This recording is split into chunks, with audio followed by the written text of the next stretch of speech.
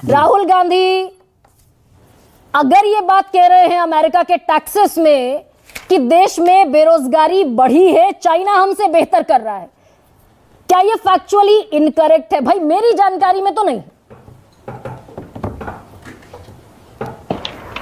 मैं गरिमा जी इस पे क्या बोलूं, आप खुद ही उनको बता रहे हैं कि डेटा क्या है। सीएमआई का डेटा कहता है कि भारत में इस वक्त बेरोजगारी दर 9.2% है। सरकारी आंकड़ा कहता है 3.2% है। और सरकार के आंकड़े क्या हैं आज ग्लोबली हर आदमी को मालूम है, उसकी ऑथेंटिसिटी क्या है। आपको अच्छी तरीके से मालूम है कि 2019 के लोकसभा चुनाव के पहले जब नेसो का डेटा अनएम्प्लॉयमेंट का आया था कि 45 साल में सबसे ज्यादा बेरोजगारी थी, तब सरकार ने उसको नहीं माना और 6 महीने तक भारतीय जनता पार्टी के प्रवक्ता और सरकार के लोग ब्रेजन आउट करते रहे।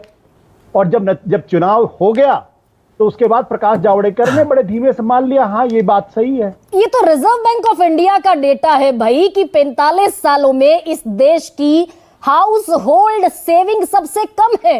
People are not having money in their pockets. Employment होता तो लोगों की जेब में पैसा होता।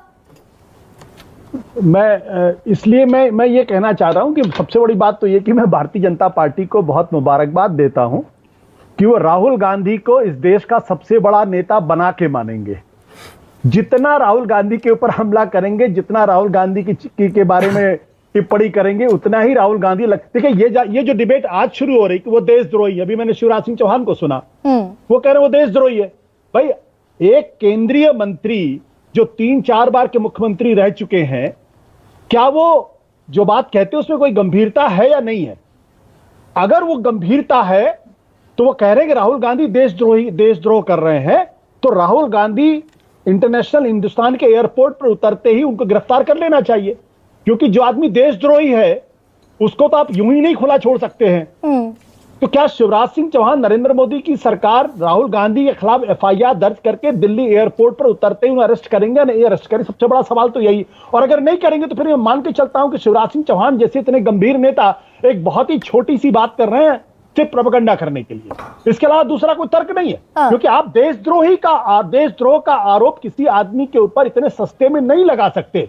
अभी थोड़ी देर पहले मैं गिरिराज सिंह को सुन रहा था, वो क्या कह रहे हैं, वो भी कुछ भी बोले जा रहे हैं। तो मेरा प्रश्न इसी बात को लेकर है। मेरे पास तो ये किताब है, ये दीनदयाल उपाध्याय की, इसमें क्या क्या लिखा हुआ है। इसमें लिखा गया है कि भारत को तो जो है फेडरल स्ट्रक्चर नहीं होना चाहिए।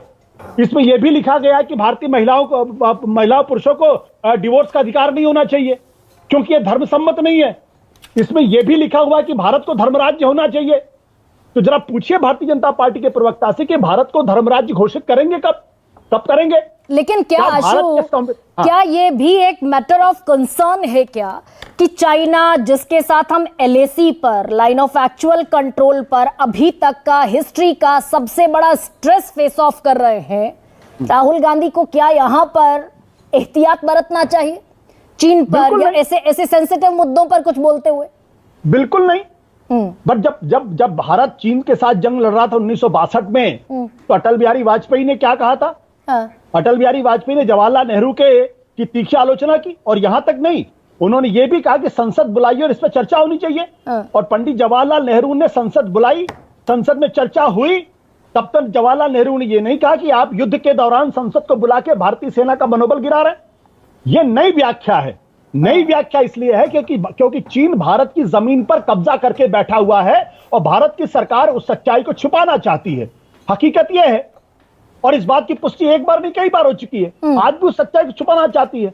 तो सवाल इसी बात को लेकर यह है कि अगर आपका लोकतंत्र में यकीन है तो फिर सारे मसलों पर खुल के चर्चा होनी चाहिए, चाहे बेरोजगारी हो, चाहे चीन का सवाल हो, चाहे वो देशद्रोह का सवाल हो, चाहे वो धर्म का सवाल हो। और धर्म का ठेका कोई एक पार्टी ने तो थोड़ी ले रखा है कि आप और भाई मैं हिंदू हूं, मैं अपने धर्म के बारे में बोलूंगा, मैं क्यों मुसलमान इस्लाम के बारे में बोलूं? तो खुलकर चर्चा होनी चाहिए आशु, आप ये कह रहे हैं। और बीजेपी का सबसे बड़ा जो एतराज है वो इसी पर है